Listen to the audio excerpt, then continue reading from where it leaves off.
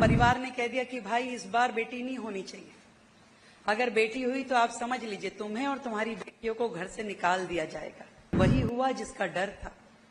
एक और बेटी, एक और लक्ष्मी घर आ गई। बैठ के अंदर दरवाजे के पीछे छुप छुप के रोती रही। बच्ची के रोने का क्रुदन की आवाज उसकी कानों में पड़ती रही, जिसकी ऑलरेडी 3 बेटियां थी। परिवार में जब अगली बार उसका डिलीवरी टाइम आया तो परिवार ने कह दिया कि भाई इस बार बेटी नहीं होनी चाहिए, अगर बेटी हुई तो आप समझ लीजिए तुम्हें और तुम्हारी बेटियों को घर से निकाल दिया जाएगा। वो मां बड़ी परेशान। उसने सोचा ये कोई मेरे हाथ की बात है, ये तो ईश्वर की देन है, मैं इसमें क्या कर सकती हूं। पर परिवार के लोग जो बहुत पुरानी परंपराओं को मानने वाले थे, उसी सोच को रखते थे, उन्होंने कहा नहीं हमें नहीं मालूम, बेटी हुई तो तुम जानो। और वही हुआ जिसका डर था। एक और बेटी, एक और लक्ष्मी घर आ गई। पति ने, सास ने कहा कि भाई हम तो रखेंगे नहीं, या तो तू अब जा इस घर से, ले जा अपनी 4 बेटियों को, या अपने हाथों से इसको मार डाल। बड़ी सोच में बड़ी रोई, बड़ा कल्पी,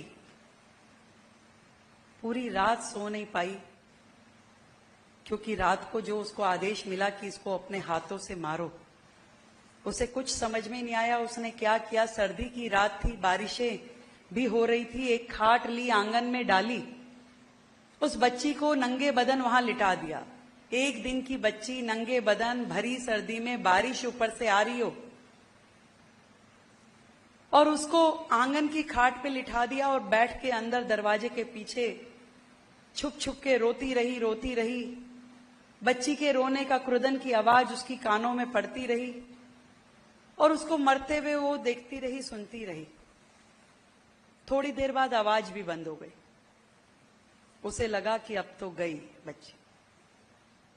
आंसू आंख में लिए सुबह उठ के वो बाहर आई, और उसने देखा कि बच्ची का पूरा बदन नीला पड़ चुका था। उस बच्ची को उसने गोद से उठाया, सीने से लगाया, तो महसूस किया कि उसकी धड़कन चल रही है, और धड़कन चल रही है ये देख करके वो बेतहाशा उसको लेके भागी। और अपने मन में उसने एक विचार किया कि जब ये 1 दिन की छोटी सी बच्ची अपने जीवन के लिए संघर्ष करना नहीं थी, तो मैं एक मां होकर के इसके जीवन को बचाने के लिए संघर्ष कैसे छोड़ सकती हूं। एक मां होकर के मैं इसका जीवन बचाने की लड़ाई मैंने कैसे छोड़ दी।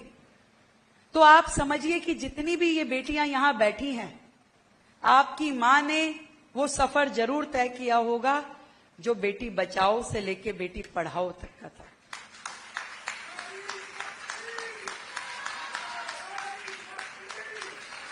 और अब जब हम एक और कदम आगे बढ़ गए हैं, बेटी बचाओ, बेटी पढ़ाओ और बेटी बढ़ाओ, मैं चाहती हूं कि यहां बैठी हुई संपूर्ण नारी शक्ति अब इस पे काम करे कि कैसे बेटी को बढ़ाना है, उसको एक स्वच्छंद आसमान देना है जहां वो अपने पंख फैला के उड़ सके, अपना जीवन जी सके, देश और समाज के लिए अपनी एक महत्वपूर्ण भूमिका निभा सके।